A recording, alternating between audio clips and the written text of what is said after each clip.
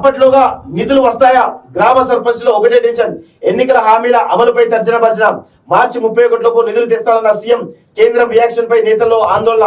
ఎన్నికల్లో తాగునీరు, లైట్లు, రోడ్ల నిర్మాణానికి కీలక హామీలు. అడ్డగోలు ఖర్చుతో నాయకుల్లో భయం అంటూ చూస్తా ఉన్నాం.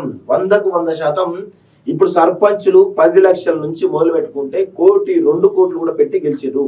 సో ఇప్పుడు ఆ గ్రామాభివృద్ధి ఎంత చేసినా కానీ, ఎన్ని నిధులు వచ్చినా, ఎన్ని కమిషన్లు వచ్చినా కానీ వాళ్ళ ఖర్చులు తీరవు, వాళ్ళ ఖర్చులకు కూడా డబ్బులు రావు. సో కానీ ఇక్కడ ఏమైనా జరుగుతుందా అంటే నాకు డౌటే. సో మరి ఎందుకు సర్పంచ్లు అంత ఖర్చు పెట్టి పోటీ చేసిరో ఇంతవరకు కూడా అర్థం కాని పరిస్థితి కనబడతా ఉంది. గ్రామ పంచాయతీ పోరు ముగిసి సర్పంచ్లు, వార్డు మెంబర్లు బాధ్యతలు స్వీకరించారు. అయితే ఇప్పుడు వాళ్ళు నిధుల టెన్షన్ మొదలైంది. రాష్ట్ర ప్రభుత్వం, కేంద్రం నుంచి నిధులు వస్తాయా లేదా అనేటువంటి అనుమానం మొదలైంది.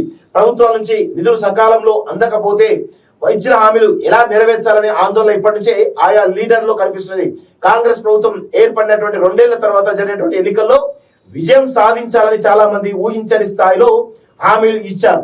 ఇందులో ప్రధానంగా తాగునీరు, లైట్లు, రోడ్ల నిర్మాణాల వంటి హామీలే అత్యధికంగా ఉన్నాయి. ఇవి గ్రామాల అభివృద్ధిలో కీలకం. దీంతో ప్రభుత్వం నుంచి ఆశించిన స్థాయిలో నిధులు రాకపోతే ఇచ్చిన హామీలు అమలు కష్టతరంగా మారుతుందని పలువురు సర్పంచులు టెన్షన్ పడుతున్నారు. సో దయచేసి నేను సర్పంచ్లకు ఒక విజ్ఞప్తి చేస్తా ఉన్నాను. దయచేసి మీ యొక్క సొంత డబ్బులతోటి కానీ లేకపోతే అప్పులు చేసి మీ పరువు పోతుందని చెప్పేసి అప్పులు చేసి మాత్రం మీరు డ్రైనేజీలో, రోడ్లు వేయడం దయచేసి మానేయండి. ఎందుకు అంటే గత 10 ఏళ్ల కాలంలో కేసీఆర్ గ్రామాలకు నిధులు ఇవ్వకపోవడం వల్ల పరువుతోటి కొంతమంది సర్పంచులు 20 లక్షలు, 30 లక్షలు, 50 లక్షలు అప్పులు చేసి డ్రైనేజీలు వేసి, అదే విధంగా ఇటు రోడ్లు వేసి 50 లక్షల రూపాయల అప్పుల పాలై ఆ అప్పులు తీర్చలేక, అవమాన భారం భరించలేక ఆత్మహత్యలు చేసుకున్నటువంటి సంఘటనలు కోకొల్లలు ఉన్నాయి.